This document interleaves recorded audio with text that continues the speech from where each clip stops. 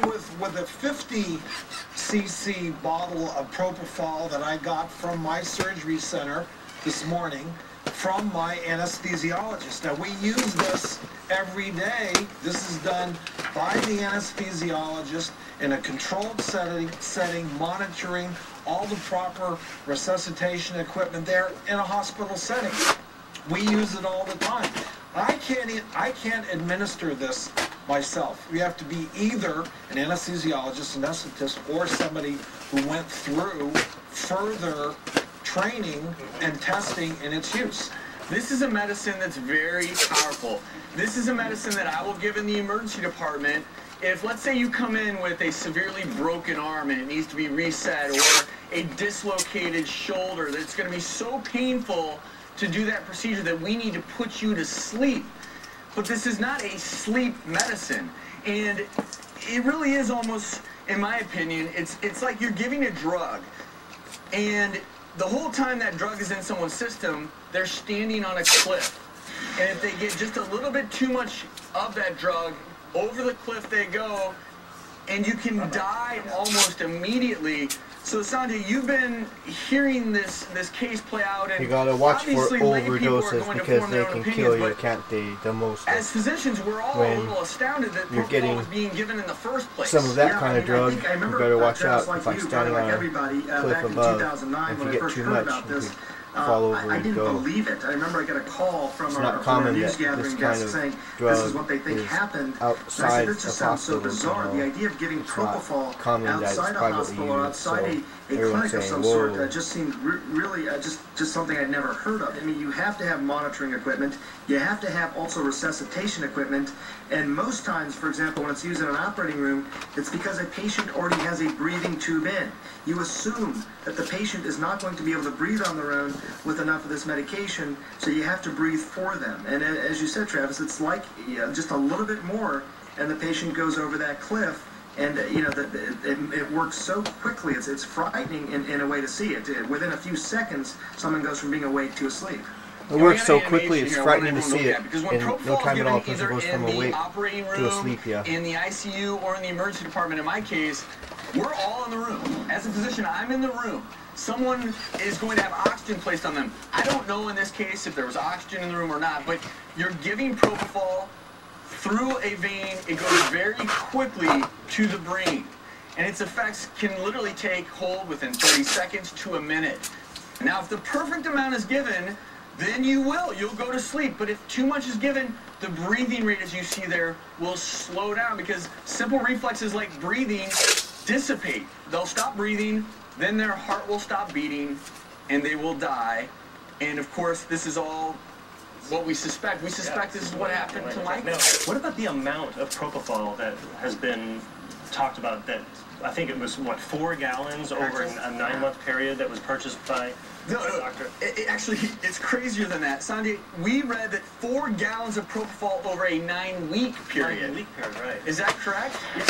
That's what I heard as well, and you know, it's in the thousands of milligrams of propofol that was purchased. It was sent to a private residence. I should point out something that you guys may know, but you gotta watch out for propofol if you do it by yourself. Not at all. You shouldn't be doing that. You need a doctor's care.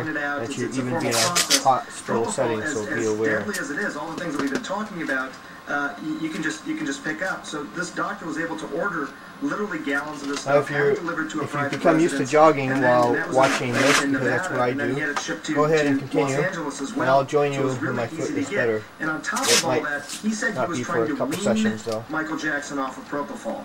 If you're trying to wean somebody off propofol and buying thousands of milligrams of it at the same time, that doesn't quite jive, and that's something else that's coming up in this case. You know, this is a 50 ml bottle. You would take about 300 bottles, 300 of these bottles to make 4 gallons. That's a lot. This bottle here, he was using alone. Yeah. So there are 10 milligrams. Wean somebody off of propofol. I mean, he shouldn't have been on it. I mean, how to get on it in the first place that he would have needed to be weaned off? You know what I'm saying? He already got some addiction in a strange way, right? I can tell you, Lisa, it's really interesting because you're absolutely right. And one thing that's coming up is that Dr. Murray is a relative relatively new doctor to Michael Jackson. But, I've been, looking into this for a couple of years now since this all happened, and we found doctors, including anesthesiologists, by the way, that would tour with Michael Jackson when he was on tour, literally, and as it was described to me, they would have mini clinics with them, and they would, quote, put him down at night and bring him back up in the morning. It was stunning to hear that, but that's how they described it.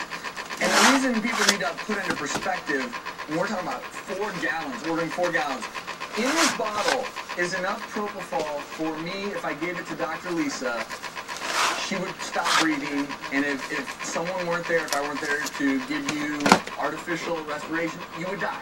In this little bottle. And a gallon times 4, we're talking about an absurdly large amount of propofol. Propofol is very different than the other narcotics we talk about on our show. Propofol isn't really a drug that you're going to quote, get addicted to and need to be weaned from.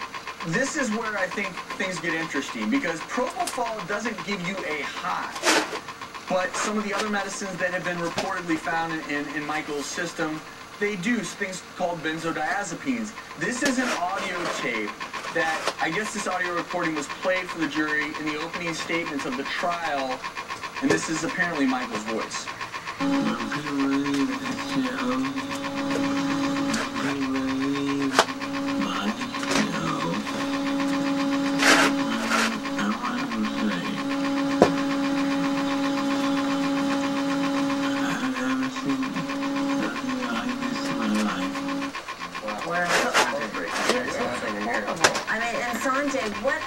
What other medications? I mean, he was in a whole, on a whole list of a cocktail of medications besides propofol. What other medications do you know of, Sanjay?